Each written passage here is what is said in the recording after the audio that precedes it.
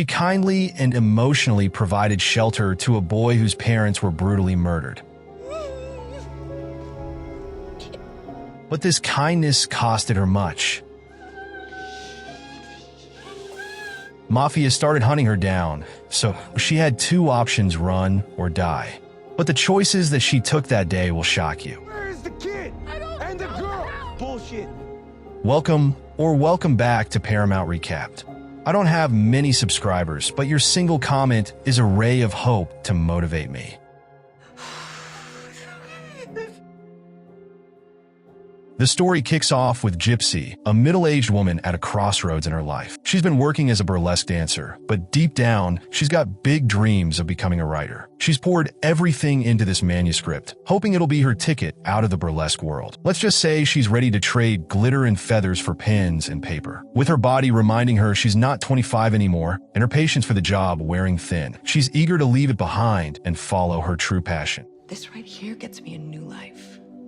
Gypsy's life is mostly quiet and a bit lonely, but that changes when she strikes up an unlikely friendship with her young neighbor, Sam, and his dog, Moses. Nothing like a kid and a dog to suddenly make you question why you ever enjoyed peace and quiet, right? But still, their bond adds a spark to Gypsy's otherwise uneventful life. That is, until Sam's family gets caught up in some criminal mess that makes her manuscript look like a Disney movie. Enter Ralph, Sam's other neighbor, who seems to have missed the "don't steal from dangerous criminals" memo. He's gone and swiped a ton of money from the wrong guy, Jack, the local crime boss, and now Jack's not exactly sending friendly reminders to return the cash. Ralph, panicked, comes running to Gypsy for help. Yeah, because clearly, a middle-aged burlesque dancer with writer dreams is the perfect person to deal with the mob. Gypsy's thrown into the chaos, even though all she really wanted was a peaceful life of writing and maybe a few less sequins. Things get ugly fast. Jack's men come after Ralph and his family, and Sam's caught in the middle of it all. After losing his family in the fallout, Sam turns to Gypsy. She's his only hope, and although she's not exactly jumping at the idea of being the hero, she knows she has to protect him. Think the Mandalorian, but with more feather boas and less armor. With no time to lose, Gypsy makes a quick decision. They've got to run. So, she packs up Sam, Moses, and a healthy dose of denial, and they hit the road, trying to stay a few steps ahead of Jack's crew. Along the way, she's forced to confront her past, something she really hoped she could leave in the rearview mirror, and face the fact that she's not just running from bad guys, but also from herself. Fun road trip, right? As they navigate this dangerous, unpredictable journey, the trio becomes an odd little family. They don't have much, but they've got each other. And Moses, of course, because what's a dramatic escape from a crime boss without a dog trying to take the front seat? Gypsy's master plan is to get Sam to his uncle, a rabbi who lives in the city. Easy, right? Not so much. When they arrive, they find out the uncle and Sam's dad haven't exactly been on speaking terms. Apparently, family reunions aren't their strong suit. The uncle says he'll take Sam in, but he needs time to adjust to this whole surprise nephew situation. Gypsy's not having it though. She's like, the kid just lost everything. You need time? Buddy, we're out of time. Their journey isn't all high-stakes drama though. At one point, they stop at a hotel, and Gypsy gets her first real taste of what it's like having a kid around. Suddenly, her quiet, solitary life is filled with questions, chatter, and enough energy to make her wonder how on earth anyone survives parenthood. She's starting to see just how much love Sam needs, though. After losing everyone, he clings to Gypsy and Moses like they're his last connection to anything real. Oh, and did I mention Sam's a bit of a genius with cryptocurrency? Yeah, while most kids his age are still figuring out how to clean their room, Sam's out here trading digital coins. Gypsy's both impressed and a little annoyed by his arrogance. But let's be honest, he probably knows more about crypto than she knows about her smartphone. They butt heads over it, but Sam always manages to charm his way back into her good graces. Ah, kids. Meanwhile, Jack's men are still on their tail, and Gypsy's doing everything she can to stay ahead of them. She's not exactly Jason Bourne, but she's scrappy. When they finally catch up, Gypsy puts her burlesque skills to good use. No, not dancing, but misdirection. She tricks them, protecting Sam and buying them a little more time. Then, because subtlety isn't her strong suit, Gypsy decides to go straight to Jack. She meets with him under the guise of offering him Moses as a peace offering. Yep, you heard that right. She's basically using the dog as a bribe. Jack, being the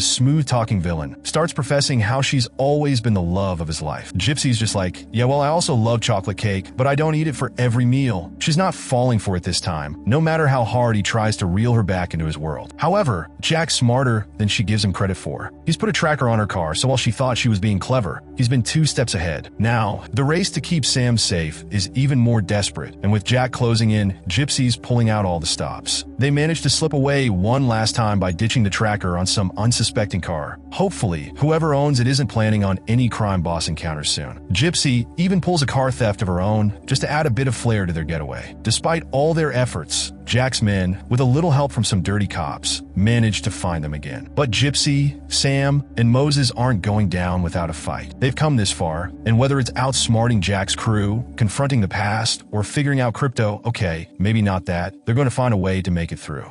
As Gypsy and Sam continue their wild ride, they stumble upon a surprising hitchhiker named Tasman, who is snoozing in the back seat of the stolen car. She's claiming the car is hers, but instead of arguing, Gypsy sees a chance and talks her into teaming up with them. With the 3 of them on the road, they create an unexpected crew, each bringing their own quirks to the table. But the journey is anything but smooth. Gypsy is up against some serious trouble as Jack, the big bad in this story, pulls some strings to make it look like Sam is missing. It's like a game of cat and mouse, except everyone's running around like it's a horror movie. Thanks to Tasman's help, they barely escape from one close call, but it's clear that danger is lurking just around the corner. When they finally reach Cascade, Gypsy seeks shelter with her buddy Lacey, who's more than willing to help these weary travelers out. But there's still unfinished business for Gypsy. She needs to grab some hidden cash from a grave, which sounds like something out of a heist movie, right? Meanwhile, Jack is closing in, eager to find them. In a tense showdown at the graveyard, Gypsy faces her past with Jack, while Tasman quickly escapes. With hope fading, Gypsy hides in a concrete casket, morbid but necessary. Meanwhile, Lacey protects Sam and Moses from the chaos, providing some comfort. As the sun rises, Gypsy and Sam regroup for the next leg of their journey. Moses stays behind with Lacey, and Gypsy and Sam hit the road, their bond growing, despite Sam testing Gypsy's patience. Sam, however, shows surprising maturity, sensing Gypsy's loneliness and understanding her in ways she didn't expect. Gypsy opens up about her past, sharing the painful story of a college professor who took advantage of her, leading to the tragic loss of her son in a car accident. That loss haunts her, and she admits that being around kids reminds her of her own feelings of inadequacy. Meanwhile, Jack's men are closing in, with Tasman betraying Gypsy's hiding spot under pressure. While Jack is off scheming with his ambitious girlfriend Lisa, who thinks he should pursue politics, his men raid Lacey's place, only to meet fierce resistance. Lacey isn't going down without a fight, pulling out a shotgun and protecting her home. Things get violent, and one of Jack's men doesn't survive. As the chaos unfolds, Gypsy faces a tough moral decision. She tells Sam that they need to return the money his dad stole, realizing they can't keep running from their past. Gypsy calls Jack, pleading for mercy and offering the money back in exchange for their safety. Sam keeps his promise, handing over the cash, hoping for a fresh start free from crime.